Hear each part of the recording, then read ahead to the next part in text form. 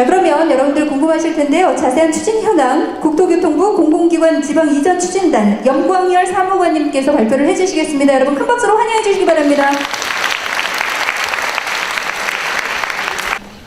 지금부터 공공기관 지방 이전 현황에 대해서 설명드리도록 하겠습니다.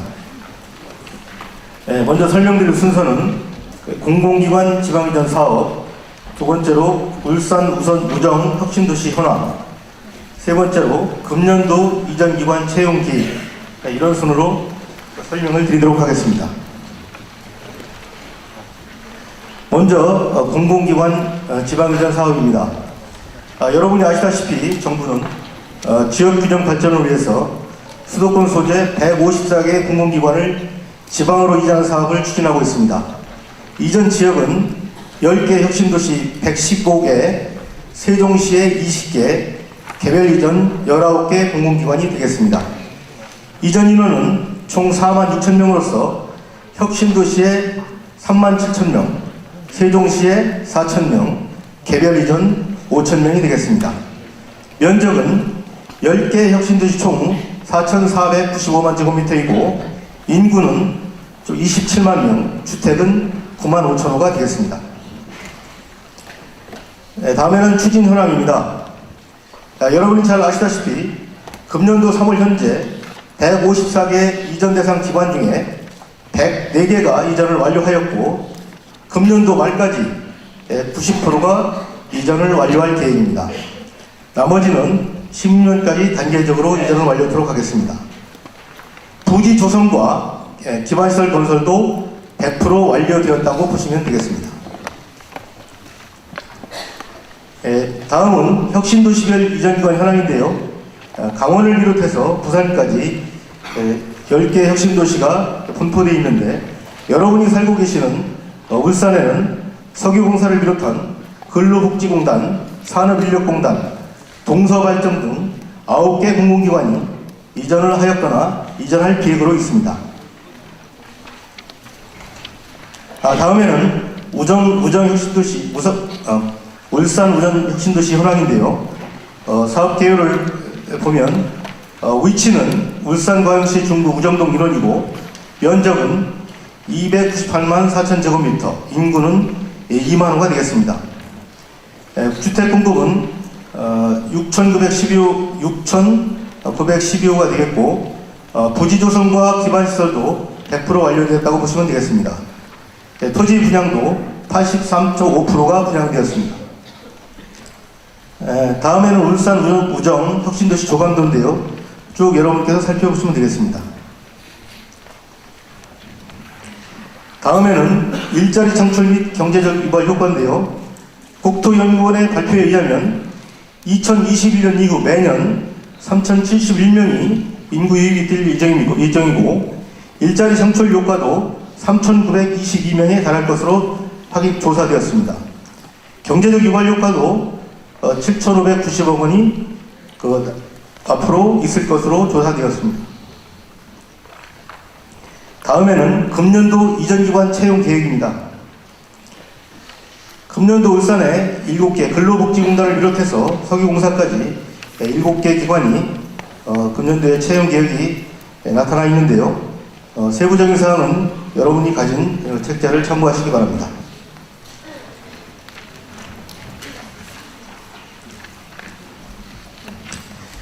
이상으로 이전기관 현황에 대해서 말씀드렸는데요. 여러분들이 아무쪼록 이런 기회를 통해서 공공기관에 원하시는 기관에 취업할 수 있도록 기대를 합니다. 감사합니다. 네, 고맙습니다. 국토교통부 공공기관 지방이전 추진단 염광열 사무관님께서 지금 현재 공공기관 이전 현황에 대해서 쭉 살펴주셨습니다.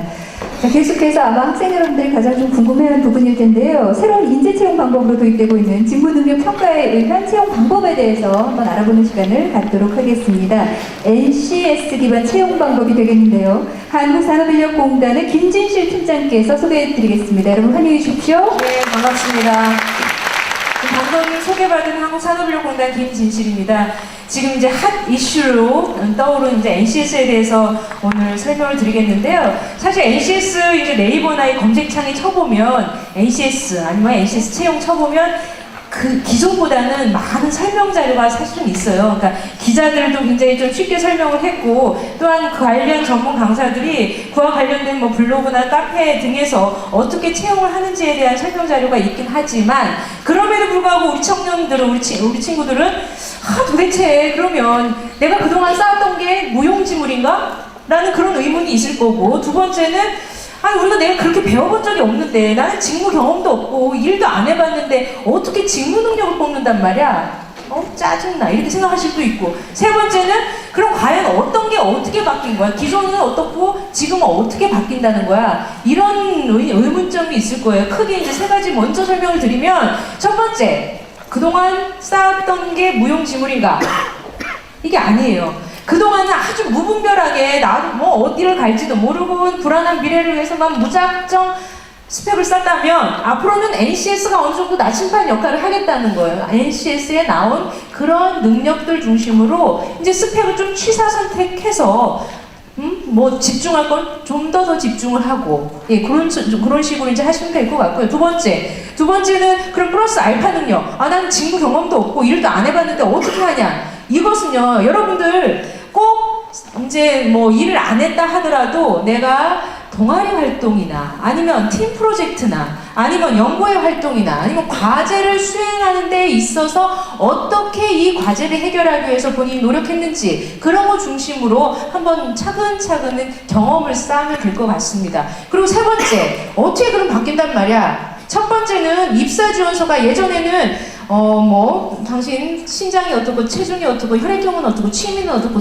특기는 뭐냐. 그리고 기존에 이제 사진 붙이는 거. 그러니까 직무와 무관한 것을 물어봤어요. 그리고 사진 붙여놓으면요, 면접관들이 바이어스 있어요. 이쁜 애 뽑아요. 그거 아무리 부정을 하려고 해도, 그러니까 너도 나도 이거 하려고 하잖아요. 그리고 이거 사진 찍으려고 뭐 메이크업도 받고 머리도 하고 돈 몇십만 원 들여가지고 사진도 찍고, 이런 걸 이제 없애겠다는 거예요. 진짜 얘가 일을 할 수 있는지 없는지 그걸 먼저 물어볼 수 있도록 입사 지원서도 굉장히 깔끔하게 직무와 관련된 부분만 물을 수 있도록 바뀔 거고요. 그리고 면접도 기존에는요, 당신 여기 왜 입사했는데, 앞으로 뭐 할 건데, 당신 가장 감명 깊게 읽었던 책은 뭐야? 아니면 아버지 뭐 하시노? 아주 불필요한 거, 이런 걸 물어봤단 말이에요. 그러니까 면접관들이 이 사람을 제대로 평가하는지 안 하는지를 평가할 수 있는 기준이 없었어요. 이제 앞으로는 면접관들도 제대로 사람을 뽑는지 안 뽑는지를 판단할 수 있도록 나름 국가가 기준을 세워주는 게 NCS입니다. 자, 다시 NCS. 무슨 국가정보원도 아니고 이게 뭐냐 막 생각하실 텐데요. 이 N은 나름대로 N, 국가예요. National. C, Competency. 이게 굉장히 어려운 영어 단어예요. 능력하면 ability? 이렇게 다들 생각하는데, Competency라는 얘기는 잘 안 써요. 안 쓰지만, 그래도 실제 일을 할 수 있는 능력, 직무 능력을 Competency를 S, 스탠다드화 한 거예요. 누가? 국가가. 각자 일을 하는데 필요한 능력들을 국가가 어느 정도 체계화해서 보여주는 거예요. 기존에는 경영학개론 열심히 달달달달 외워가지고 A+ 맞아도 실제 경영전략팀에서 어떤 일을 하는지 보여주는 컨텐츠가 없다는 거죠. 우리가 진로교육을 너 뭐 하고 싶어? 나 의사, 판사, 선생님, 공무원, 연예인, 경찰, 기자, 보여지는 직업 중심으로만 진로교육이 이루어져도 실제 그 직무를 갖기 위해서는 어떤 능력을 갖춰야 되는지 알려줄 수 있는 컨텐츠가 없었어요. 하지만 이 NCS는 나름 일을 하는 사람들이 모여서 우리 분야 이 일을 하려면 요런 능력이 필요해. 그리고 이 분야에서 크려면 어떻게 단계를 거치면 성공할 수 있어 라고 그림도 보여주고 아주 구체화 시켜준 자료입니다. 특히 이것을 수준별로 또 구체화 시켰어요. 첫 번째, 1수준은 우리 장그래 같이 초기 입직자 단계에서 이 수준을 나열을 한 거고요. 2, 3수준은 그 위에 대리가 누구야?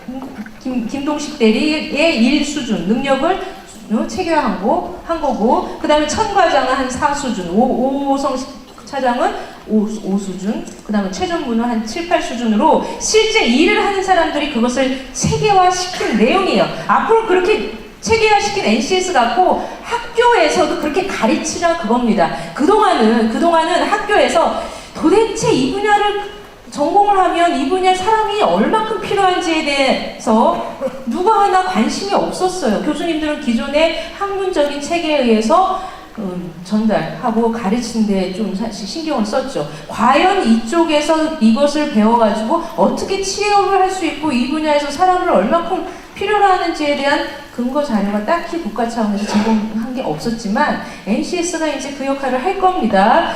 그 다음에 이제 노동시장에도 장그래가 비정규직으로 막 열심히 일했어. 하지만 능력이 있음에도 불구하고 정규직으로 이제 전환을 시키려고 해도 안 돼. 왜?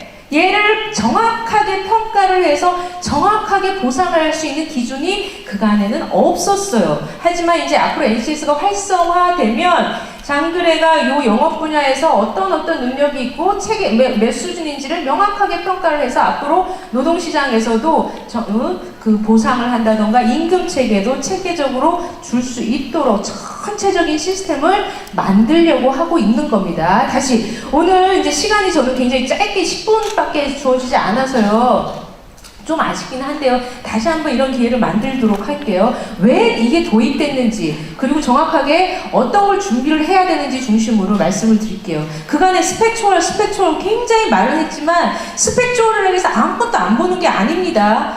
오버된 스펙, 과잉된 스펙, 불필요한 스펙을 안 보고 정확하게 일을 하는데 필요한 그 직무 스펙을 보겠다는 거예요. 그간 스펙 초월이라고 했지만 그 스펙 초월에서 도대체 뭘 봐야 될지에 대한 평가 기준이 없어요. NCS는 보다 좀 진화된 채용 방식이라고 이해하시면 됩니다. 대통령께서 전체적인 우리나라가 진짜 청년 실업이 120만 명이고 실제 기업에서는 일할 사람이 없고 선진국으로 빨리 가야 되는데 이거 어마어마한 문제, 이걸 어떻게 해결해야 될까 고민하다가 아예 체계적으로 제도를 한번 개혁을 해보자. NCS 즉 기업에서 일을 하는 사람들이 만들어온 표준을 갖고 교육제도도 한번 바꿔보고 이거에 따라서 노동시장도 한번 제대로 능력 있는 사람을 대우받을 수 있게끔 만들어보자고 강조를 했어요. 전체적인 능력 중심 사회는요, 굉장히 이 이제 NCS가 추구하는 우리 사회, 옛날에 잘 살아보세 하는 그런 사회 만들듯이 지금 트렌드에서는 능력 중심 사회, 즉 아까 얘기했듯이 우리 학부모들은 공부 못한 너 100점 왜 못 맞았어? 너 왜 하나 틀렸어? 이렇게 생각하시는 그런 학부모들 앞에서 어떻게 아니에요. 이게 중요한 게 아니라 실제 이 하나하나가 한 명 한 명이 다 일할 수 있게끔 만들어져야 되고 꿈과 끼를 잘 살려서 충분히 성공할 수 있는 세계가 이제 만들 겁니다. 그런 사회가 올 겁니다. 그것을 NCS가 할 겁니다라고 신뢰를 가져줄 수 있도록 그렇게 방향이 나가는 거예요. 옛날에는 공부, 성적 이런 것만 해가지고 얘는 이제 유능한 인재 달달달달달달 많이 외워가지고 시험을 잘 보면 아주 유능한 인재라고 봤지만 앞으로는 어떤 문제가 발생됐을 때 어떤 문제 상황이 발생됐을 때 문제의 원인을 파악하고 문제의 해결책을 찾아낼 수 있는 그런 인재상을 키울 수 있도록 다양한 직업의 세계를 보여주는 게 사실 NCS예요. 그러니까 굉장히 큰 프로젝트입니다. 우리 울산대뿐만 아니라 전체적인 우리 교육의 상황, 교육의 개혁 이런 것도 같이 가야 될 거라고 생각을 해요. 그래서 교육 제도가 나름 자격증 그거하고 이게 다 NCS 기반으로 기업에서 필요한 교육, 기업에서 필요한 자격으로 바뀌는 쪽이에요. 그것을 중간에서 채용이 역할을 하겠다는 거예요. 왜 공공기관부터 나서냐 하면 사실 공공기관이 우리나라의 사회적 파급 효과가 굉장히 큽니다. 그쪽부터 선도 사례로 나가면 나름 다른 기업들도 그렇게 따라오지 않을까 싶은 거예요. 그래서 올해는 채용부터 이제 할 거고요. 제대로 채용을 시켜서 제대로 CDP, 소위 말하면 커리어 패스, 경력 개발을 해서 일도 하면서 돈도 벌면서 스스로 전문가로 클 수 있도록 체계적으로 만들어주는 그런 사회. 그래서 그 사람이 능력을 인정받아서 대우받게 해주자라는 게 능력 중심 사회입니다. 그동안은 말로만 떠들었던 그런 정책이 아니라 실제 컨텐츠가 있어요. NC 사이트 한번 다 들어가 보세요. 거기 내 분야가 어떤 분야인지 명확하게 한번 찾아보고 내가 어떻게 클 수 있는지 평생 경력 개발 경로 같은 거 한번 찾아보세요. 그리고 채용 쪽은 능력 본 spec.ncs.go.kr이 따로 나왔어요. 그래서 지금은 약간 좀 아직 미흡하지만 계속적으로 채용 사례 같은 문항들을 올릴 겁니다. 그래서 그리고 어제 이제 기재부하고 회의했을 때 공공기관의 채용 공고문도 이제 NCS 사이트에서 하나의 플랫폼이 돼서 이쪽으로 다 모아서 보여줄 수 있도록 지금 추진을 하고 있으니까 그렇게 이해하시면 돼요. 만약에 궁금사항이 있다. NCS 사이트에 NCS Q&A 센터가 있어요. 거기서 한번 물어보세요. 아, 나는 인문학인데, 나는 중문과인데, 나는 불문과인데, 그럼 채용 못합니까? 저는 취업 못합니까? 이런 질문도 있을 텐데요. 그게 아니고 우리가 능력이라고 하면 반드시 두 가지 디멘전을 반드시 생각을 해주셔야 돼요. 직업기초 능력과 직무수행 능력. 직업기초 능력은 직업인이라면 누구나 우리 아나운서가 됐던 연예인이 됐던 장그래가 됐던 저같이 공공기관에 다니던 어떤 사람이든 직업인이라면 공통적으로 갖춰야 될 능력이 직업 기초 능력이에요. 소위 말하면 남들 앞에서 얘기를 하고 남들과의 대인관계 능력이 있고 아주 문제가 발생됐을 때 문제를 해결할 수 있는 문제 해결 능력, 조직에서 내가 잘 살 수 있는 조직의 능력, 직업 윤리. 우리가 예전에 이 직업기초 능력을 뽑을 때요, 인사 담당자들한테 다 물어봤어요. 그랬더니 다 필요 없어. 얘 인성만을 제대로 키워왔으면 좋겠다. 이걸 물어보더라고요. 그래서 직업 윤리에 대해서도 저희들이 체계화해서 사이트에 다 올라가 있습니다. 한번 그거 다 다운받아서 한번 보시고요. 직무수행 능력은 실제 내가 행정을 했는지, 금융을 했는지, 아니면 기계를 했는지, 화학을 했는지, 철강을 했는지, 조선을 했는지 각각 분야에 대한 전공 능력이라고 생각하시면 돼요. 그동안 전공 수업 시간에 다른 토익 점수 하느라고 전공 공부 대충 하지 마시고 앞으로 그 분야 전공 공부 열심히 하셔가지고 그 능력을 키우시기 바랍니다. 능력중심 사회는요, 입사지원서, 서류지원용이 그런 불필요한 거 제외한다는 거고요. 필기시험은 기존의 전공시험을 일단은 올해는 갈 거예요. 하지만 플러스 알파 능력은 추후에 내년에 이렇게 각각 기관에서 이렇게 변합니다를 미리 공개하게 되어 있어요. 그래서 그렇게 생각하시면 되고요. 면접은 아까 말씀드렸듯이 진짜 이 사람이 할 수 있는지 없는지를 판단하는 거예요. 기존에는 기업에서 내가 우리 기업에서는 고졸, 대졸, 행정학, 경제학, 경영학을 뽑습니다 하면 다른 친구들은 지원조차 못했어요. 그리고 학력으로 제한했기 때문에 당연히 학벌 중심 사회가 되지 않았겠습니까? 하지만 그래서 무분별하게 그러니까 스스로 자기가 유능한 인재라는 걸 증명하게끔 만들었어요. 그래서 700점 따면 나는 750점 따고 800점 따고 계속 그렇게 했다는 거예요. 나는 쟤보다 더 영어 잘해요. 토익 점수가 이러니까. 하지만 토익 점수가 높다고 해서 얘가 영어를 잘한다는 그런 보장이 일단 없어요. 요즘에는 이제 최근 인사 담당자 물어보면 점수하고 상관이 없다고 그러더라고요. 어찌됐든 예전에는 이랬지만 앞으로 능력중심 채용일 때는 정확하게 우리 기업에서 어떤 분야에서 어떤 일을 할 거고 우리 이제는 이런 지식기술 태도가 필요합니다를 명확하게 채용 공고에서 낼 수 있도록 하는 거예요. 그게 NCS에서 다 나와요. 그걸 참고해서 기관이 뭔가 이제 모디파이해서 기관별로 제시를 할 겁니다. 그래서 그렇게 할 거고요. 오버 스펙이 아니라 온 스펙을 볼 거고 이제 채용 공고는 아까 얘기한 채용 공고를 명확하게 기관에서 낼 거고 그에 따라서 입사 지원서도 또 아주 직무와 무관한 것을 최소화하고 직무 관련된 부분을 그러니까 내가 비록 직무 경험이 없다 하더라도 그간에 경험했던 팀 프로젝트, 과제, 동아리 활동 이런 것도 다양하게 쓸 수 있으면 돼요. 그래서 이렇게 전체적으로 바뀌는 부분. 앞으로는 여러분들이 정리를 해야 될 게 이 파일은 계속적으로 사이트에 올라가 있으니까 보시면 되고 오늘 직업기초 능력을 다시 한번 설명드릴게요. 그동안 인적성 검사 이 직업기초 능력 10개 영역에 34개 하위 영역에 모두 다 포함이 돼요. 그동안은 삼성에서 뽑는 거, LG에서 뽑는 게 다 달랐어요. 인재상이. 하지만 국가 차원에서 이제 직업기초 능력이 이 정도다라는 걸 어느 정도 범용적으로 보여주고 이걸 기반으로 기업에서 아주 직무 상황을 구체화시켜서 이제 문제를 내는 쪽으로 갈 거예요. 앞으로 여러분들은 이제 정확하게 나 목표를 설정을 해야 돼요. 여기 찔렀다 저기 찔렀다 무분별하게 여기 허수지연상 아니라 내가 가고자 하는 데를 명확하게 보고 그 기관의 홈페이지를 봐서 이 기관이 어떤 일을 하는구나, 아, 나는 이쪽 분야에서 어떤 일을 할 수 있겠구나를 명확하게 찾아서 준비를 하시면 되는 겁니다. 기업에서는 준비를 한 친구가 훨씬 좋아요. 여기 찔렀다가 그런 애들보다 내가 우리 공단 아니면 어디 뭐 안전공단을 준비했던 이 친구가 들어오면 직무 몰입도도 높고 업무 능력도 굉장히 높습니다. 기업에서 훨씬 좋아해요. 앞으로 NCS가 그런 길라잡이 역할을 하겠다는 거예요. 자, 다시 지금 시간 때문에 이제 정리할게요. NCS가 제2의 스펙이다? No, 절대 아닙니다. 그간에 쌓았던 스펙을 길라잡이 할 수 있는 참고 자료, 나침반이라고 생각을 하시면 돼요. 나의 진로 설계에 대한 나침반, 우리 직업에 대한 설명서, 내 능력에 대해서 진단할 수 있는 진단 도구, 뭐 이렇게 참고하시면 돼요. 일단은 제가 말로 해서는 막연할 것 같으니까 www.ncs.go.kr 가셔서 본인의 분야, 내가 행정이면 행정, 내가 금융 전공에서는 금융 쪽으로 한번 들어가셔서 이런 게 어떤 장그래가 어떤 일을 하나, 아니면 뭐 연예인 누가 연예인도 막연하게 연예인이지 연예인에서 어떤 능력을 갖춰야 되는지 누구 하나 보여주는 자료가 없었지만 그걸 참고하셔서 보시면 여러분들 좋은 이제 결과가 나올 수 있도록 준비하시면 될 것 같습니다. 네, 짧은 시간이지만 나중에 한번 다시 우리 공단에서 이런 기회를 마련하겠다는 것을 약속드리면서 이상으로 마치도록 하겠습니다. 네, 감사합니다.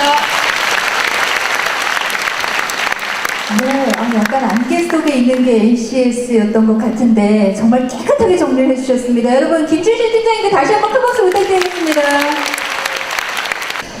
계속해서 아마 이곳에 계신 여러분들께서는 지금 울산 혁신도시에 이전해 와 있는 공공기관에 가장 많은 관심을 갖고 계실 텐데요. 그래서 이전 공공기관에서 어떤 기관인지 그 기관 소개와 함께 앞으로 어떤 인재를 채용할 것인지 채용 요강을 여러분께 설명드리도록 하겠습니다. 기관별로 주어지는 시간은 7분이니까요. 행사 진행을 위해서 시간을 좀 지켜주시면 감사드리겠습니다. 질문은 기관 발표가 끝난 뒤에 울산 지역 출신 선배와의 대화 시간에 함께 받도록 하겠습니다.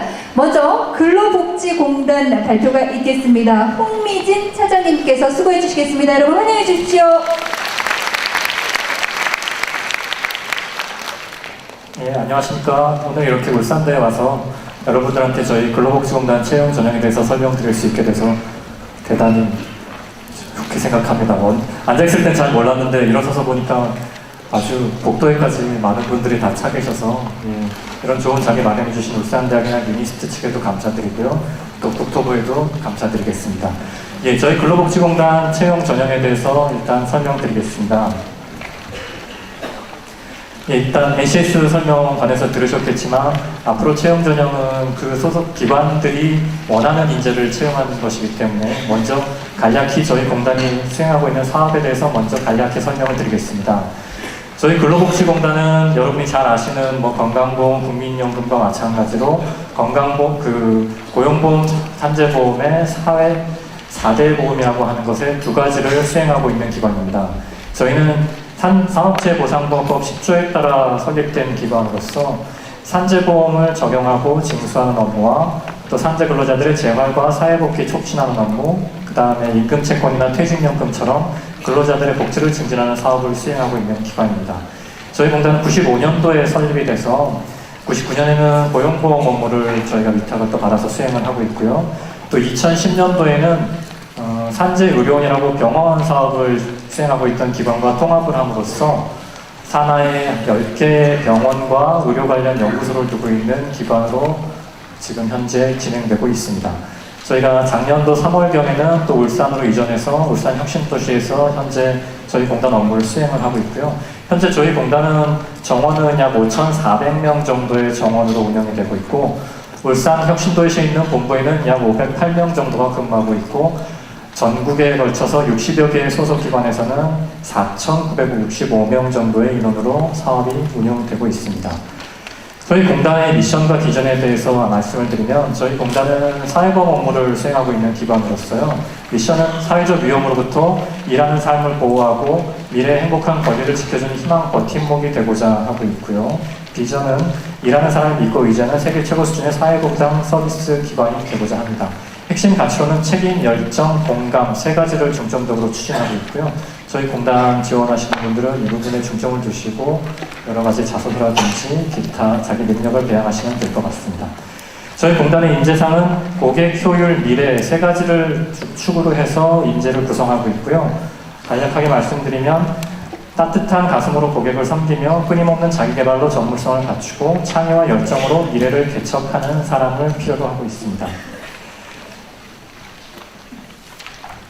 예, 저희 공단 채용 규모와 시기가 이제 가장 궁금하실 텐데 거기에 대해서 간략히 설명을 드리면 저희 공단은 아까도 말씀드렸듯이 보험 사업과 의료 사업으로 크게 두 가지로 대별이 되고 있고요. 보험 사업은 올해 132명 정도 채용을 예정하고 있고 의료 사업은 120명 정도를 예정하고 있습니다. 보험 사업은 공채뿐만 아니라 이제 수시 채용으로 진행되는 부분도 포함을 하고 있고 의료 사업의 경우는 대부분 병원에서 근무하시는 인력이기 때문에 병원 경영하는 인력 외에는 의사, 간호사 같은 전문직은 수시 채용으로 대부분 진행이 되고 있습니다. 모집 분야는 보험 사업은 대부분 80% 이상이 일반 행정직이 될 거고요. 그 나머지 직으로는 근로자 재활 업무라는 이제 재활직이나 또 진료심사라는 심사직, 그리고 저희 공단의 전산을 다루는 전산직, 이런 4개 직군에 대해서 채용이 진행될 예정이고, 의료 사업은 말씀드린 대로 의사직, 간호직, 전문직의 물리치료사나 방사선사 이런 분들을 중심으로 채용이 진행되고 있습니다.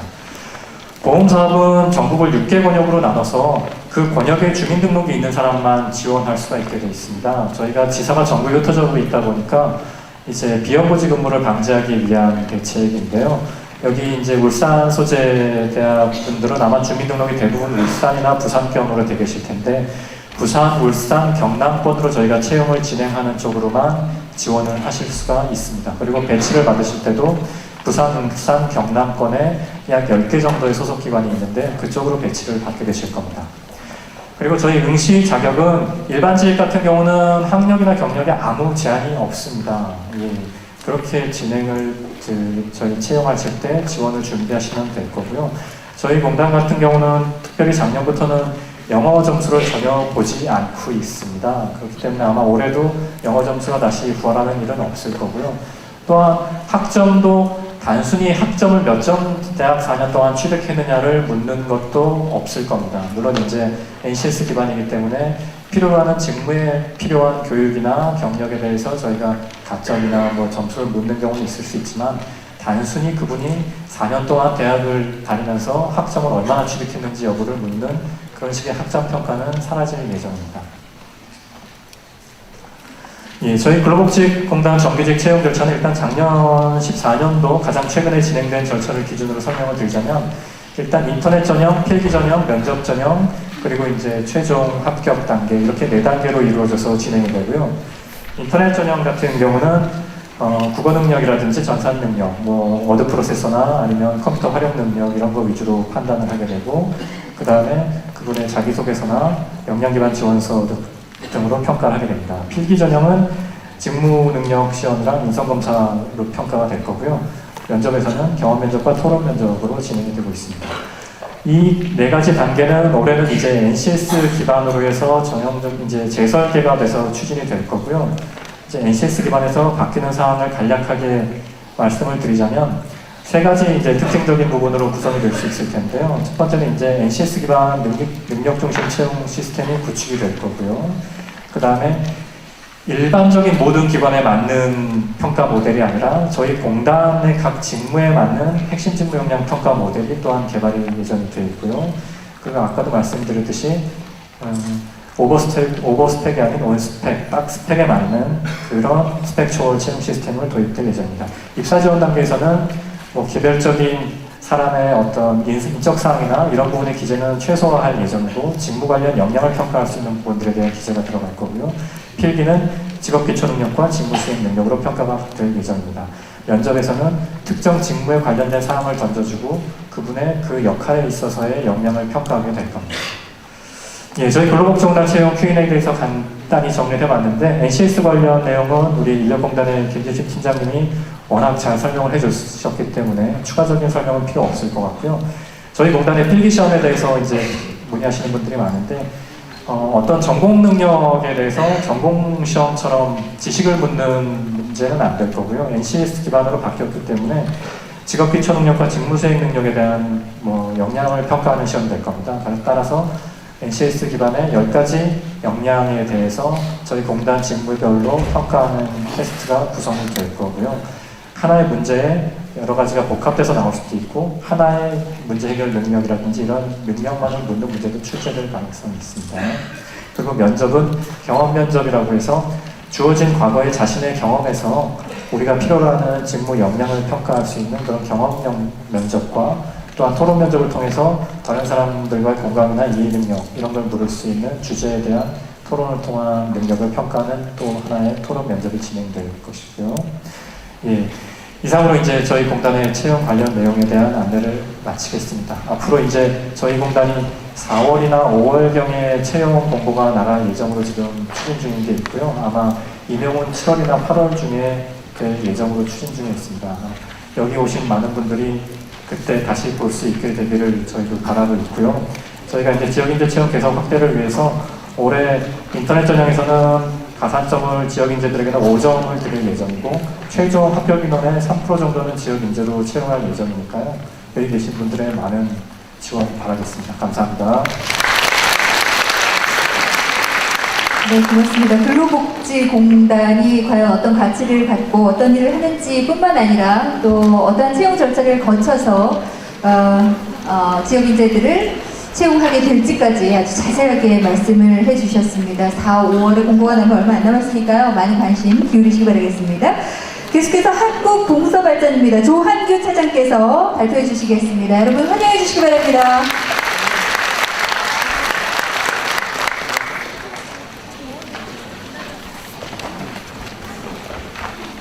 네, 안녕하십니까. 한국동서발전 주식회사 인사팀의 조한규 차장입니다. 반갑습니다.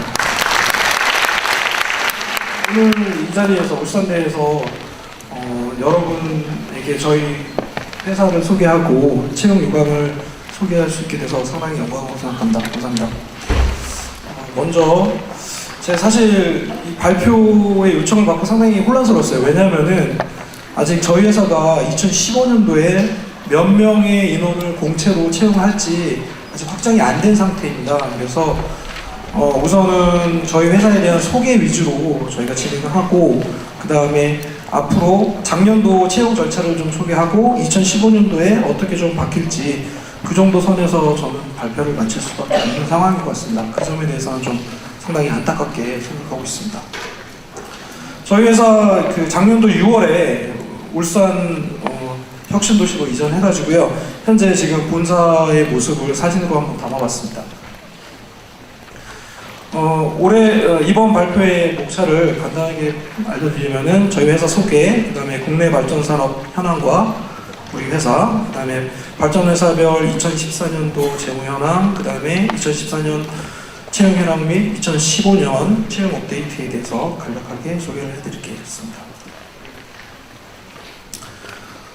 사실 저희 회사 인지도가 상당히 높지 않습니다. 그래서 많은 분들이 물어보는데 저희가 공기업이 맞냐고 많이 물어보시는데 저희가 공공기관으로서 울산에 이전을 했습니다. 그걸로 봐서 공기업이 맞고요. 저희는 우리나라 전력의 약 10%를 생산하고 있습니다. 그래서 한국 대표적인 발전회사 중에 하나고요. 그 다음에 어느 정도 규모인가 물어보시는 분이 많은데 2013년도 기준으로 약 5조 4천억 정도의 매출액을 실적으로 나타냈고요. 대기업 수준으로는 개별 단위로 한 그룹사 기준으로 해서 한 85위 정도 이렇게 되고 있습니다.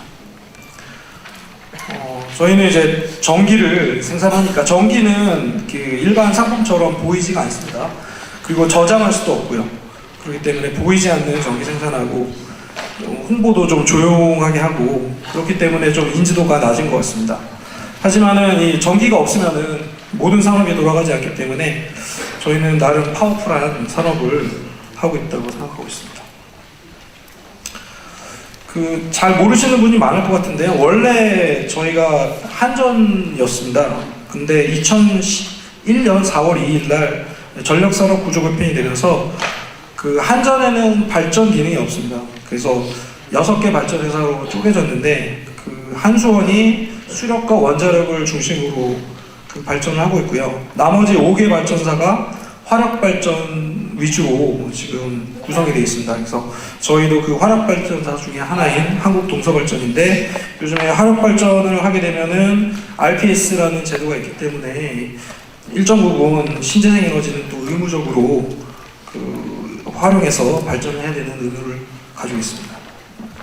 저희 회사의 미션과 2030년 새로운 비전을 달성하기 위한 책임입니다. 이러한 거를 왜 보여드리냐면은 항상 그 면접 때 그 비전이나 미션, 핵심 가치, CEO 경영 방침, 비전 달성 실행 기반에 대해서 상당 부분 많이 물어보기 때문에 모든 회사에 입사를 지원할 때 이 부분에 대해서는 상당히 숙지를 하고 지원하시는 게 좋으실 것 같습니다. 이렇게 우리는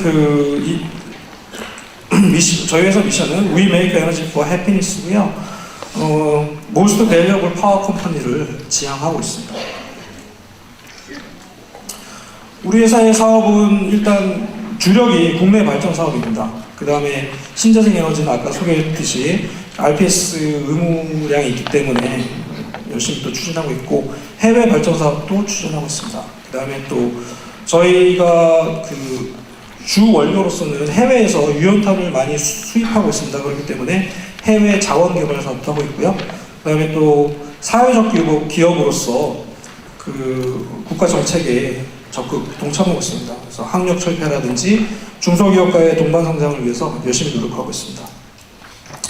우리 회사의 국내 발전소를 간략하게 소개시켜 드리겠습니다. 먼저 저희 주력 발전소는 당진 화력공입니다.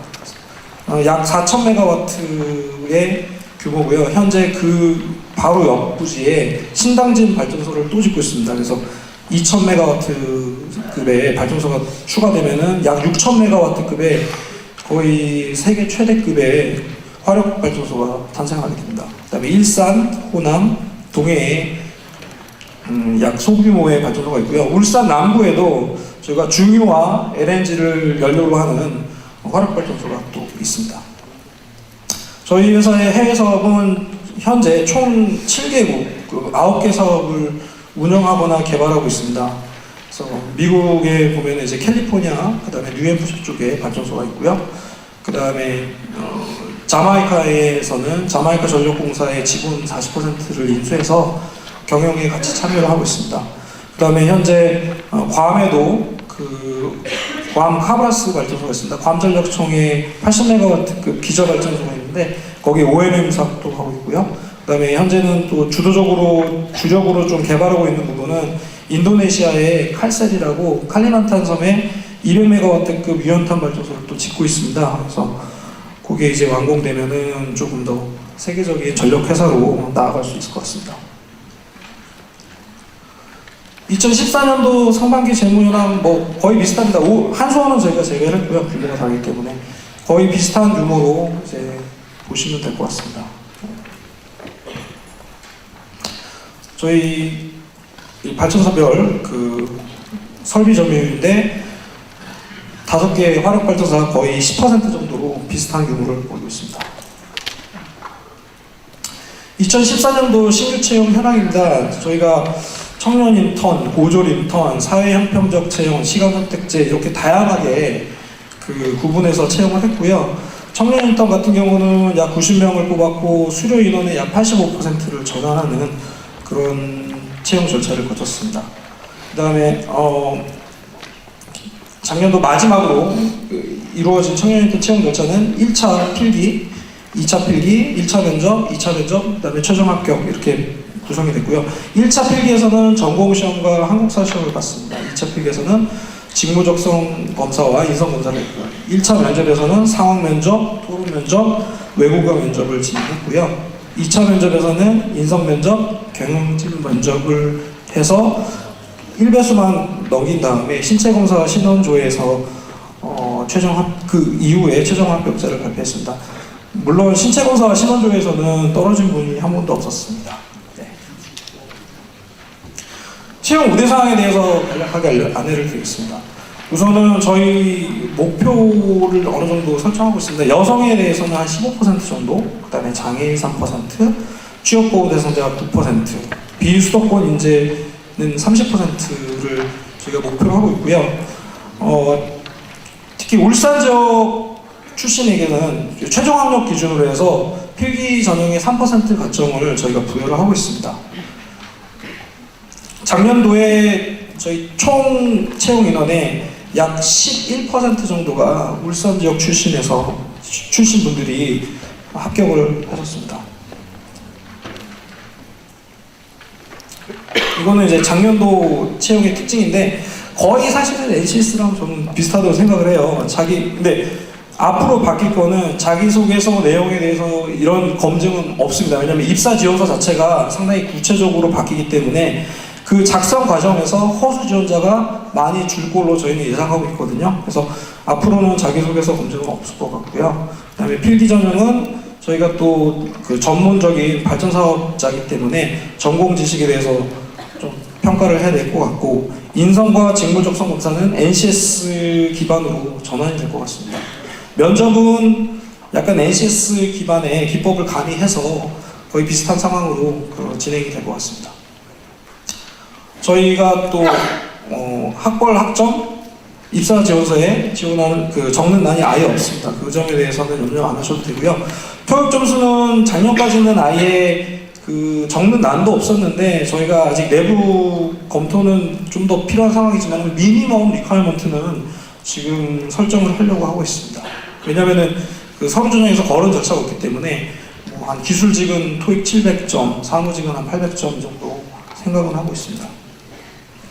자격증도 저희가 점수하지는 않고요. 입사 지원서 이제 기술하실 때 아마 이 직무를 지원하기 위해서 어떤 준비를 했는지 그런 용도로서 적는 난은 드리는데 그걸 점수하지는 않을 것 같습니다.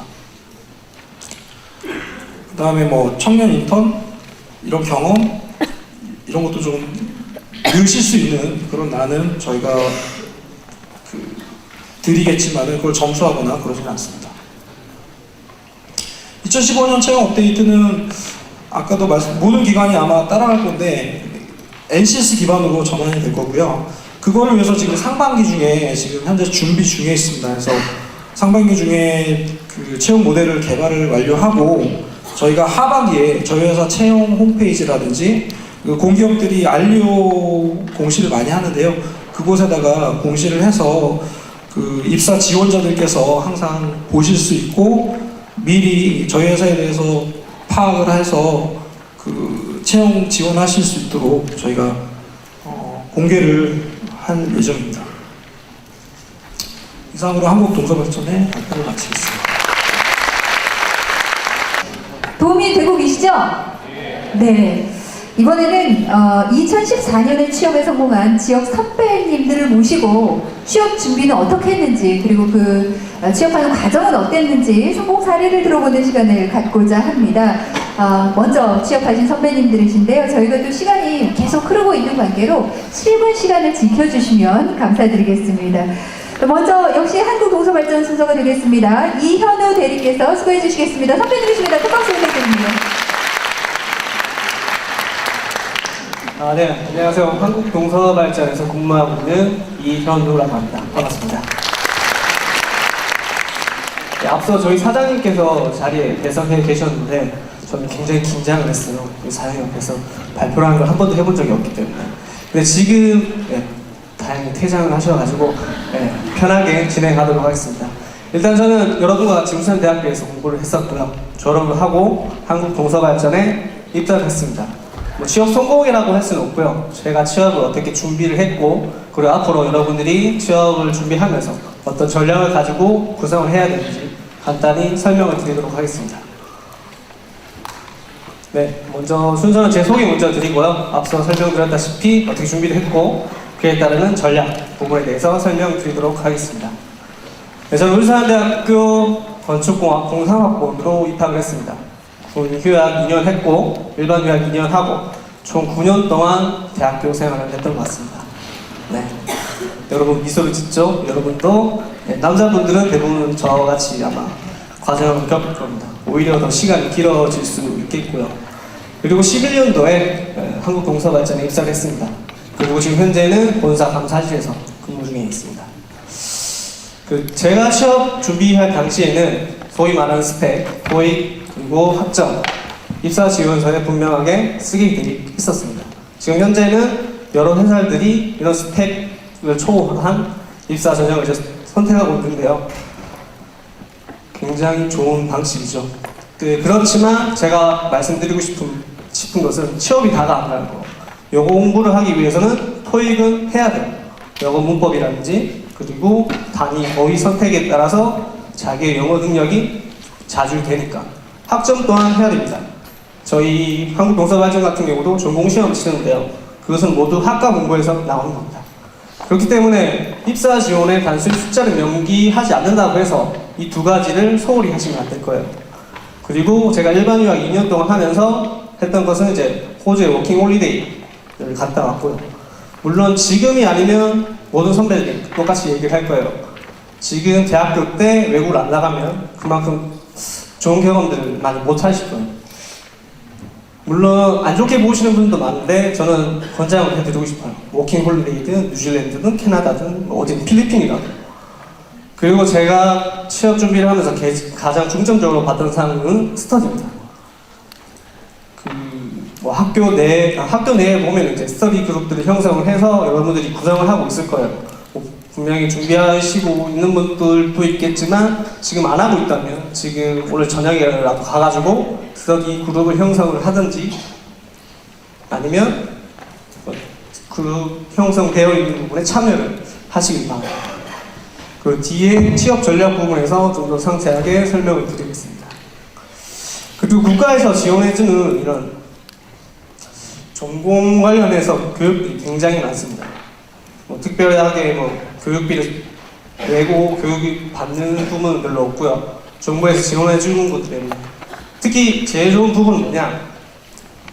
우리 울산에 있으면 솔직히 울산 대학교밖에 없어요. 취업 준비를 하는 사람들. 전문대도 있고 하지만 유니스트 얼마 전에 생겼죠. 하지만 정보가 없어요. 울산 대학교 안에서 활동을 하면.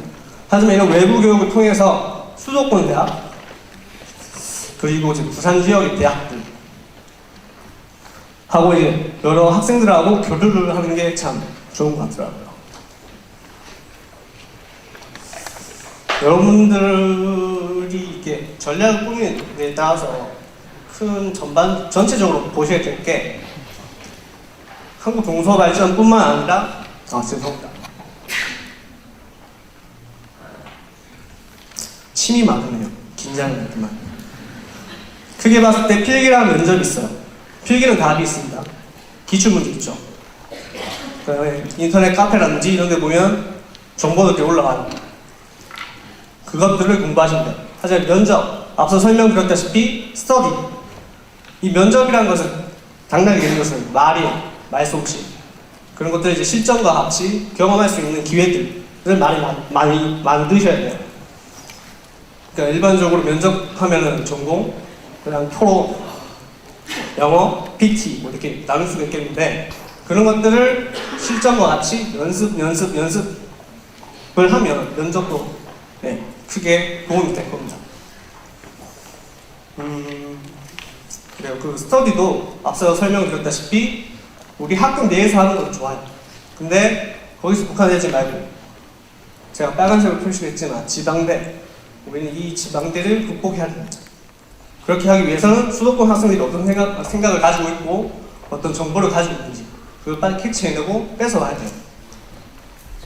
이런 핸디캡 아닌 핸디캡을 빨리 극복하는 게 우리의 문제입니다. 취업을 이렇게 진행을 하다 보면 실패를 할 수는 있겠죠. 그렇게 됐을 경우에 자신을 탓하기보다는 학교를 탓하게 되죠. 우리 같은 경우는 지방대니까. 하지만 여러분 앞에서 이렇게 얘기하고 있는 사람도 지방대 출신. 여러분과 같이 학교 공부를 하고 졸업을 하고 취업 준비를 하다가 9년이나 학교를 다녔어요. 그렇기 때문에 이 부분은 좀 해야 돼요. 그리고 말이 좀 앞뒤가 안 맞긴 한데 이렇게 말하는 선배의 말도 취업 준비에선 답이 아니다. 네. 물론 제가 취업 준비할 때도 여러 좋은 대기업 다니시는 분들 선배도 오셔가지고 이렇게 설명을 해주셨어요. 근데 그때는 지금 뭐 소리야. 답도 없는 소리 한다. 지금 저도 똑같은 소리 하고 있어요. 답도 없는 소리 하고 있어요. 네. 하지만 그 답을 찾아가는 건 여러분이에요. 제가 여기서 말씀드리고 싶은 건 딱 하나 있지 않습니까? 말솜씨, 그래서 위안 스터디. 요거만 캐치하시면 돼요. 나머지는 다 쓸데없는 소리. 네, 맞죠. 답이 없습니다. 여러분들께서는 뭐 지방대라는 핸디캡도 있을 수 있겠고, 뭐 어떤 스펙이 갖춰지지 않은 상황에서 그렇다면 할 수 있다는 건 지금 할 수 있는 스터디 하나.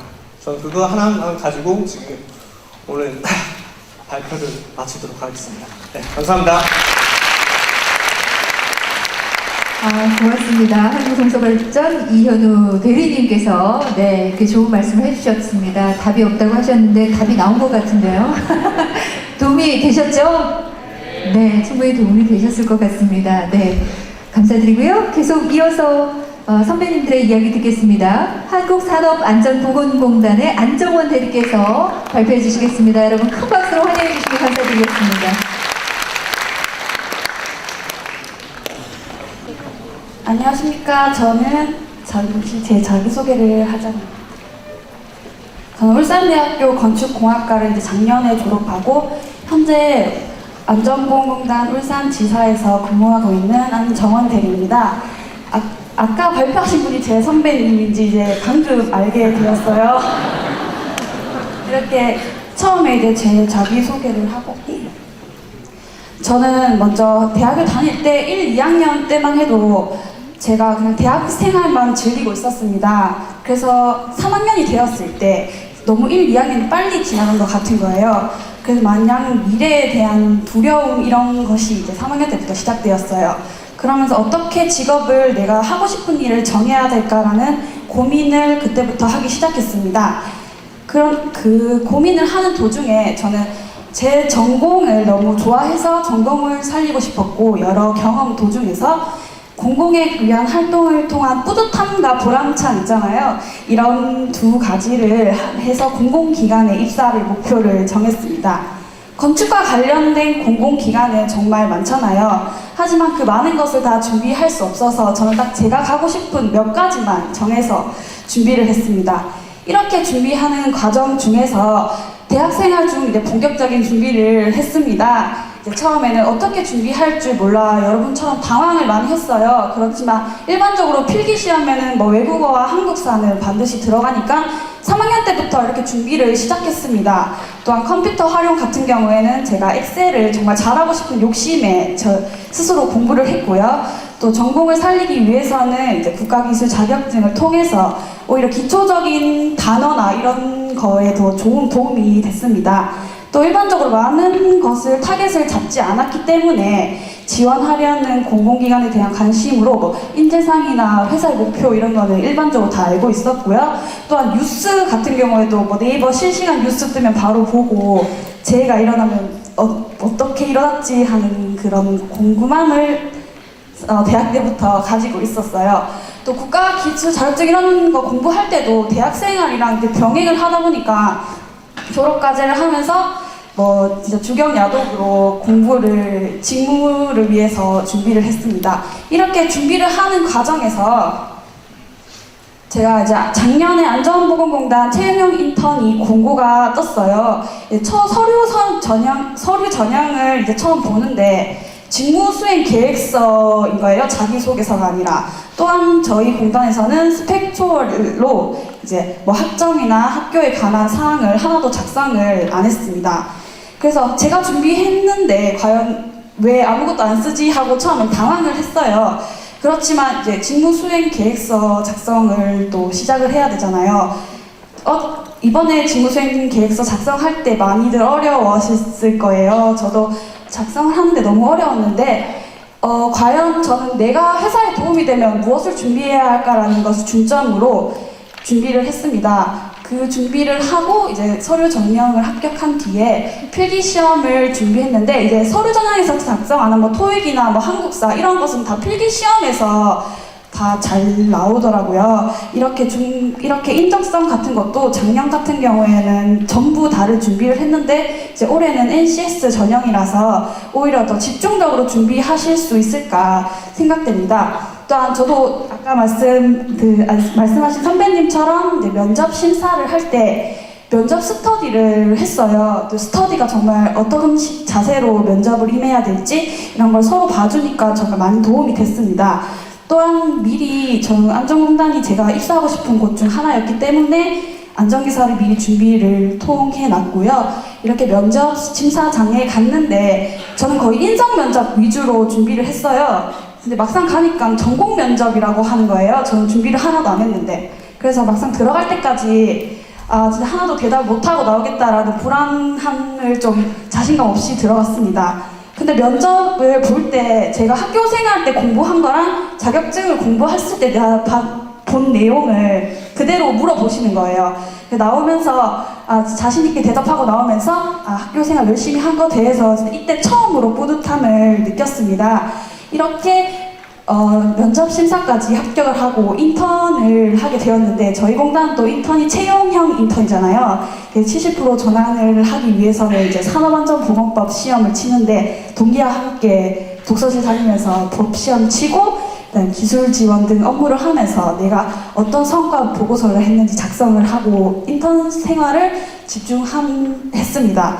최종 면접을 끼고 이렇게 제가 그 안전보건공단에 입사를 하게 되었어요. 근데 제가 마지막으로 여러분한테 하고 싶은 말은 제가 3학년 때부터 준비를 하면서 어떤 과정이든지 간에 과연 이게 도움이 될까라는 고민을 엄청 많이 했어요. 하지만 제가 이렇게 입사 준비를 하면서 모든 과정이 다 도움이 되었고 또 제가 준비하면서 과연 내가 괜찮은 사람이라서 취직을 할 수 있을까라는 그 두려움도 많이 있었는데 이제 여러분은 그런 생각하시지 마시고 이제 자신감을 가지면서 준비하셨으면 좋겠습니다. 감사합니다. 네, 고맙습니다. 떨리는 목소리로 그래도 후배들을 위해서 이렇게 자세하게 어떻게 준비를 했는지 말씀을 주셨어요. 한국산업안전보건공단 안정원 대리님께서 발표를 해주셨습니다. 또 후배들 계실 텐데 꼭 또 취업하셔서 함께 일할 수 있는 그런 일이 생겼으면 좋겠네요. 감사드리겠습니다. 네. 자, 이어서 소개를 해드리겠습니다. 한국산업인력공단에서 오셨습니다. 여러분의 선배님이시고요. 박인혜 인턴 사원이십니다. 큰 박수로 환영해 주시기 바랍니다. 안녕하십니까. 지금 한국산업인력공단에서 인턴으로 근무하고 있는 울산대학교 경제학과를 졸업한 박인혜라고 합니다. 반갑습니다. 다른 발표자분들께서는 이미 입사를 하시고 대리님이 되시기도 하고 하셨는데 저는 아직 2주 전만 해도 여러분과 같은 취업 준비생이었던 인턴 사원이기 때문에 제가 과연 무슨 말씀을 드릴 수 있을까 생각을 해봤는데 제가 이번에 채용을 NCS 기반으로 한 채용 전형에서 합격을 했기 때문에 최대한 NCS와 관련한 내용을 준비하려고 노력을 많이 했습니다. 먼저 목차를 말씀드리면 NCS가 무엇인지 간단하게 설명을 드리고 그 NCS를 기반으로 한 채용을 제가 어떻게 준비를 했는지 그리고 합격 후에 어떤 질문을 많이 받았는지에 대한 순서로 발표를 하도록 하겠습니다. 먼저 NCS라고 하면 국가직무능력표준인데 말 그대로 국가가 직무에 필요한 능력을 표준화시킨 것을 말합니다. 그래서 취업 준비생들이 이렇게 중구난방식으로 스펙을 쌓는 것보다는 하고자 하는 직무에 필요한 스펙이 무엇인지를 확실하게 알고 그 스펙만 쌓을 수 있도록 도와주기 위해서 고안된 도구라고 보시면 될 것 같습니다. 우선 자기소개서 같은 경우에는 어떤 자기소개서도 마찬가지일 텐데 구체적이고 명확하게 쓰는 게 중요할 것 같습니다. 저희 공단 자소서 같은 경우에는 이런 식으로 문제와 함께 어떤 직업 기초능력이 나타나야 하는지를 명시를 해주었습니다. 그래서 저는 실제로 제가 대외 활동에서 회계 역할을 한 적이 있기 때문에 그때의 일을 쓰고 문제가 어떻게 생겼는지 제가 그 문제를 어떻게 해결했는지를 최대한 문제 해결 능력이 보일 수 있도록 집중해서 작성을 했습니다. 다음으로 가장 많이 궁금해하실 부분이 아마 필기평가라고 저는 생각이 되는데 여기서는 직업 기초능력이라고 해서 아까 김진실 팀장님께서 말씀해 주신 대로 일단 직장인이 되려면 기본적으로 필요한 10가지 능력을 직업 기초 능력이라고 합니다. 그 중에서 공단이 채용 공고문에 먼저 제시해준 5가지 직업 기초 능력에 대한 설명을 일단 읽었고요. 그 기초 능력 밑에는 세부 하위 능력들이 있습니다. 예를 들면 의사소통 능력 밑에는 이러한 능력들이 있는데 보통 회사에서 이루어지는 모든 의사소통이 문서로 이루어진다는 걸 생각해보면 왜 의사소통 밑에 문서와 관련한 능력이 들어가 있는지를 아실 수 있을 것 같습니다. 실제로 제가 시험을 치러 갔을 때 보고서를 주고 그 보고서를 요약한 내용을 고른다던가 아니면 보고서의 제목을 고른다던가 이렇게 보고서를 제가 이해를 하고 있는지 묻는 문제들이 많이 나왔습니다. 수리 능력 역시 도표를 주고 해석을 할 수 있는지 혹은 데이터를 주고 이 데이터에는 어떤 도표가 어울리겠는지 이런 거 묻는 문제가 많이 나왔습니다. 다음은 면접입니다. NCS 사이트를 모두들 이용해 보셨는지 모르겠는데 거기 가면 학습 모듈 검색이라고 해서 직무를 검색할 수 있는 기능이 있습니다. 그래서 그 기능으로 검색을 한 후에 제가 하고자 하는 직무에서 필요한 능력들이 무엇이 있는지를 보고 제가 그런 능력을 가지고 있다는 것을 면접에서 어필하기 위해서 제 경험을 정리해보는 시간을 가졌습니다. 일단 저는 사무직을 원했기 때문에 대분류 경영회계 사무에서 중분류 총무 인사로 타고 들어간 다음에 소분류 일반 사무, 세분류 사무 행정으로 들어갔습니다. 그렇게 들어가면 필요 능력 단위로 이렇게 쭉 설명이 나옵니다.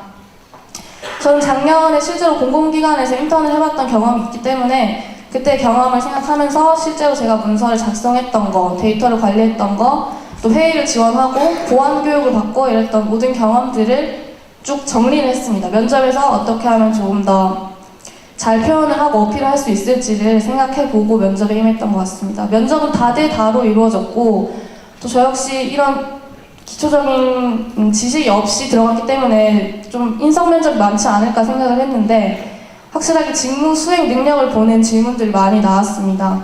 상황을 주고 그 상황을 어떻게 해결해 나갈지를 보는 문제들이 많이 나왔고 예를 들면 내가 보고서를 작성을 해야 하는데 정부 측에서 보고서 양식을 이렇게 작성을 하라고 공고문이 내려왔는데 밑에 관련된 이해 관계자분들께서 그 양식에 동의를 하지 못하겠다고 반발을 하고 나섰다. 그럼 어떻게 해결할 것인가?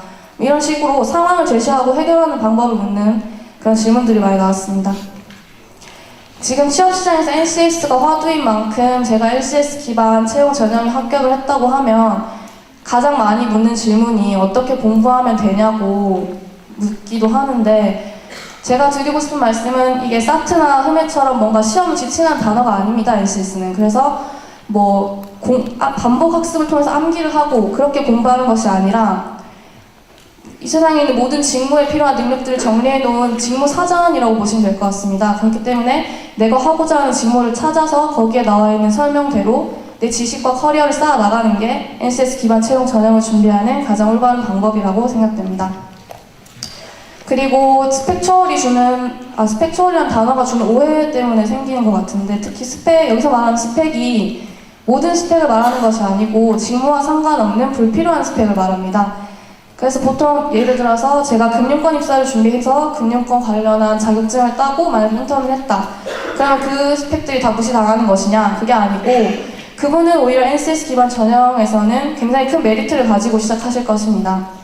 왜냐하면 직무와 관련한 스펙이기 때문에 그런 건 굉장히 좋게 보고 저로 예를 들면 저는 지금 공공기관 사무직으로 입사를 하고 싶은데 제가 대학교 초반에 경제학을 전공하면서 증권투자상담사와 같은 금융 자격증을 많이 땄습니다. 근데 제가 이번에 채용에 합격하면서 그런 자격증은 전혀 도움이 되지 않았고 그리고 또 어학연수로 갔던 경험, 교환학생을 갔던 거, 봉사활동 이런 것도 채용 전형에서 전혀 도움이 되지 않았습니다. 이렇게 생각해 봤을 때 직무와 관련한 경험들은 전혀 무용지물이 되는 것이 아니고 오히려 더 큰 메리트를 가질 수 있을 것이라고 생각하면 되실 것 같습니다. 이거 제가 첫 인턴으로 출근을 하면서 퇴근할 때 찍은 사진인데 건물이 저한테 너무 자랑스러워서 사진을 한 장 찍었습니다. 제가 취업을 준비하면서 이렇게 건물도 많고 땅도 넓고 한데 저를 위한 책상 하나가 없다는 게 굉장히 서글프고 막 그랬었는데 NCS를 기반으로 한 채용 전형 통해서 저는 지금 이 건물 안에 제 자리를 가지게 되었습니다. 여러분들도 직무 능력이 중심이 된 사회를 만들기 위해서 고안된 NCS라는 이런 툴을 적극적으로 활용하셔서 최고가 되기보다는 그 직무랑 맞는 사람이 되시길 바라겠습니다. 이상으로 발표를 마치고 질의응답은 나중에 체육 담당자분들과 함께 시간 가지면 되실 것 같습니다. 감사합니다. 고맙습니다. 한국산업인력공단의 박인혜 인턴 사원, 여러분의 선배십니다.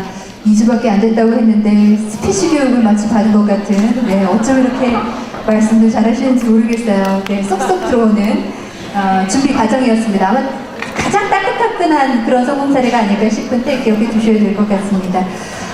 선배들의 발표 마지막으로 한국석유공사의 이연란 사원께서 발표해 주시겠습니다. 여러분 환영해 주십시오. 네, 안녕하세요. 한국석유공사 14년도 신입사원 이연란입니다. 제가 작년에 취업 준비를 하면서 굉장히 많이 들었던 생각이 이 취업 과정이 연애와 굉장히 비슷하구나라는 생각을 했습니다. 그래서 오늘 발표 주제도 취업 로맨틱 성공전이라고 해봤고요. 그리고 발표 내용도 연애에 빗대어서 좀 로맨틱하게 진행해 보겠습니다. 발표 내용은 다음과 같고요.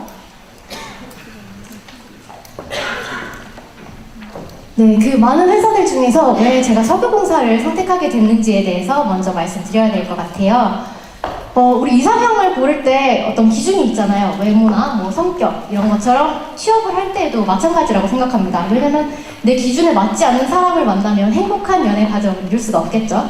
마찬가지로 취업을 할 때에도 저는 우선 내 이상형이 뭔가, 회사에 대한 내 이상형이 뭔가를 가지고 생각했습니다. 그 세 가지 기준이 있었는데요. 첫 번째로 업무.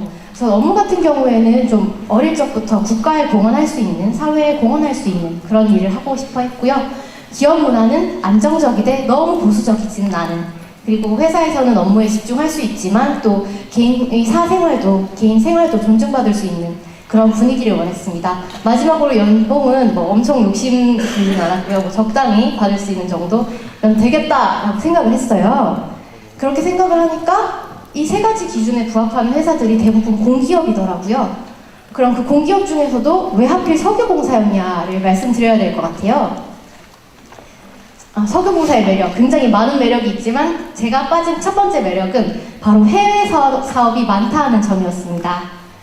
대부분의 공기업들이 국내 사업에 치중하고 있습니다. 그런데 저희 한국석유공사 같은 경우에는 해외 사업을 통해서 수익을 창출하고 그걸 이용해서 국가에 공헌할 수 있는 그런 사업들을 많이 이루고 있고요. 두 번째로 저희 공기업 하면 어떤 생각 떠오르세요? 어떤 이미지? 좀 보수적이다, 안정적이지만 약간 보수적이다, 좀 정적이다 이런 생각을 많이 하시는데, 물론 저희 우리 석유공사도 공기업이기 때문에 안정성이 분명히 있습니다. 하지만 석유산업의 특성상 굉장히 역동적으로 진행되는데요. 예를 들어서 최근 유가 동향 알고 계시죠? 뭐 작년 여름에만 해도 $100까지 유가가 올라갔는데 최근에는 $40까지 막 폭락하고, 이렇게 산업의 특성상 굉장히 역동적이고요. 또 앞서 말씀드렸듯이 해외 사업이 굉장히 많기 때문에 공기업임에도 불구하고 굉장히 창의적이고 또 좀 더 역동적인 의사결정을 필요로 하는 업무가 많습니다. 그래서 사진에 비유하자면 이렇게 안정장치를 가득했지만 굉장히 열심히 달려드는 그런 럭비 선수 같은 스포츠에 비유할 수 있을 것 같습니다. 그럼 제가 이렇게 한국석유공사에 반하게 됐는데 이렇게 썸을 타야겠죠? 어떻게 내가 이 석유공사를 내 것으로 만들 수 있을까에 대해서 취업 준비 과정에 대해서 얘기해 보겠습니다. 우리 마음에 드는 사람이 생기면 제일 먼저 하는 게 뭔가요? 저 같은 경우에는 페이스북을 타봅니다. SNS를 뒤져보고, 왜냐면 이 사람에 대한 정보를 내가 알아야 되니까. 그래서 제가 인터넷을 뒤지고 또 여러 정보를 수집해서 얻었던 중요한 세 가지가 이건데요. 지원 자격 같은 경우에는 뭐 토익 점수와 스피킹 점수를 한번 비교해서 봐주시고요. 빨간 부분, 지원 자격 이상이면 누구나 지원 가능합니다. 그리고 뭐 내가 만점이라고 해서 특별히 가산점이 주어지는 것도 없고요. 이 지원 자격을 통해서 내가 어느 정도로 스펙을 쌓으면 되겠구나. 그러니까 무적정 스펙에 달려들 게 아니라 지원 자격 정도만 맞춰주자라는 생각을 할 수 있었고, 인재사항은 눈으로 한번 읽어주시고요. 채용 절차의 특징, 이게 되게 많은 정보를 얻을 수 있었어요. 첫 번째, 우리 석유공사는 학점 임명란이 없고요. 자기소개서로 사람을 떨어뜨리지 않습니다. 이게 무서류 전형 스펙 초월 채용인데요. 그리고 두 번째로 직무 중심별 채용. 같은 경영학과라도 내가 사업 마케팅에 지원을 하느냐, 아니면 내가 재무회계에 지원을 하느냐, 또 경영 지원에 지원을 하느냐에 따라서 직무별로 분류를 해서 모집을 하고 있습니다. 마지막으로 바로 정직원이 되는 게 아니라 한 3개월에서 4개월 정도의 채용 인턴을 거치는데요. 인턴 앞에 채용 확정형이라는 말이 붙었죠. 이 말인 즉슨 당신은 채용이 되었다. 그런데 인턴 기간을 한번 경험해보라. 이런 내용이거든요. 그래서 이 정보들을 취합해서 결론을 내린 게 얘네 석유공사 이 친구의 이상형은 이런 사람이구나. 뭐 앞에서 계속 얘기하셨던 NCS와 일맥상통하는 내용 같은데요.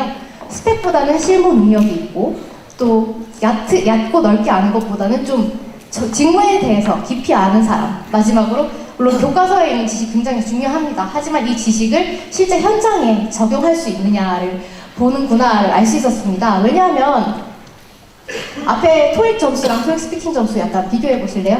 물론 스피킹 점수가 더 받기 어렵기 때문도 있지만 일반적으로 토익 800점이면 그 인터넷에 보이는 환산 점수로 치면 토익 스피킹은 레벨 7 정도가 됩니다. 그런데 레벨 6라고 되어 있는 건 석유공사는 문법 100점짜리보다 헬로우 한마디 할 수 있는 그럼 실제로 사용할 수 있는 영어를 더 중시하는구나.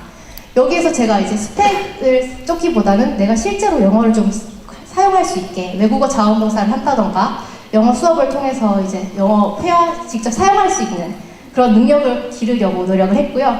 학점 관리도 보통 좀 점수 따기 쉬운 과목 위주로 많이 듣잖아요. 되도록이면 점수 잘 주는 과목. 그게 아니라 제 전공 지식을 좀 쌓을 수 있는, 왜냐면 우리 학점 하나도 안 보니까 내가 좀 공부할 수 있는 그런 과목들을 배워야겠다라고 했고, 이렇게 배운 과목들을 그냥 지식으로만 두는 게 아니라 인턴이나 대외활동, 마케팅, 공모전 등을 통해서 실무에 직접 경험해보는 그런 과정도 거쳤습니다. 이렇게 이상형이 됐는데 내가 아무리 괜찮은 사람이 됐어도 제대로 어필을 하지 못하면 아무 소용이 없는 거잖아요. 그래서 본격적인 채용 과정에 대해서 말씀을 드릴게요. 우리 석유공사 제가 채용 당시에는 이 4가지 단계를 거쳐서 채용이 됐는데 두 번째, 세 번째 전공시험과 인적성, OP 경우에는 개인의 노력이 분명히 필요한 부분입니다. 그래서 저는 오늘 자기소개서와 면접에 대해서 좀 집중적으로 얘기해 드릴게요. 자기소개서 같은 경우에는 앞에서 말씀드렸듯이 저희가 자소서로 사람을 떨어뜨리지 않습니다. 그럼 자소서가 중요하지 않느냐? 그건 절대 아닌데요. 왜냐하면 최종 당락을 결정하는 종합면접, 이 종합면접에서 내가 처음에 썼던 자기소개서를 기반으로 면접이 진행되기 때문입니다. 그럼 이 자소서를 내가 어떻게 써야 하느냐? 면접 대비해서 써야 된다는 거죠. 면접에서 엄청 많이 준비를 해가는데 막상 면접 시간이 되면 30분, 그 안에 5사람이 면접을 봅니다. 5사람이 면접을 봅니다. 그럼 나한테 돌아오는 질문은 2개에서 3개 정도밖에 없거든요. 그럼 이 질문을 내가 미리 예측을 할 수 있다면 좀 더 성공적인 면접을 볼 수 있겠죠. 그래서 제가 사용한 전략은 자기소개서를 쓸 때 키워드에 집중을 해서 내 자소서에서 이런 질문을 끌어내야겠구나 라는 전략을 짰습니다. 예를 들어서 뭐 저는 물렁뼈 같은 사람입니다 하면 자네 왜 물렁뼈라고 썼나? 그러면 저는 뭐 부드럽지만 뭐 딱딱하지 내 조직에 어울릴 수 있지만 내 강단을 지킬 수 있다, 이런 식으로 미리 예측을 해서 자기소개서를 준비를 하는 거죠. 그렇게 해서 면접까지 잘 지낼 수 있었습니다. 그리고 한 가지 더 말씀드릴게. 여기 다 울산 지역 분들이잖아요. 저 같은 경우에도 울산에 있는 대학교를 나왔는데 이런 경우에 굉장히 많은 메리트가 있습니다. 첫 번째, 저희 지역인재 채용 비율이 만약에 100명을 뽑으면 그 중에 6명 이상, 6% 이상의 지역인재 채용 비율을 유지하고 있고요. 그리고 방식 또한 채용 할당제, 그러니까 그 지역에 지원하는 사람은 그 지역 사람들끼리, 지역 인재들끼리 경쟁할 수 있게 되어 있습니다. 그래서 여기 계신 분들에게 굉장히 좋은 메리트가 아닌가 생각합니다. 이렇게 채용을 해서 이제 채용 확정형 인턴으로 제가 3개월간 근무를 하게 됐는데, 이 부분을 넣은 이유가 물론 몇 명을 떨어뜨리게 되면 제가 더 열심히 인턴 과정을 할 수도 있겠죠. 하지만 저희가 채용 확정형 인턴인 상태에서 가질 수 있었던 매력이 굉장히 컸기 때문입니다. 왜냐하면 이제 보통 인턴이 되면 그렇게 큰 임무를 맡기지 않습니다. 이 친구가 언제 우리 회사 사람이 될지 모르고 또 그만큼 책임감이 있는 업무이니까. 하지만 저희는 인턴이 아닌 한 명의 직원으로 대해주셔서 빠르게 업무를 습득할 수 있었고요. 그렇기 때문에 제가 8월 달에 전환이 되자마자 이렇게 문서를 직접 기한하거나 접수해보는 등의 그런 바로 실무에 투입될 수 있었습니다. 네, 발표는 여기 준비한 건 여기까지고요. 네, 이제 제가 참 아직 신입사원인 입장에서 이렇게 이야기를 했다는 게 얼마나 도움이 될지 모르겠는데 꼭 잘 되셔서 이제 저희 회사에서 다시 볼 수 있으면 좋겠고 또 좋은 결과 있으시길 바라겠습니다. 감사합니다. 네,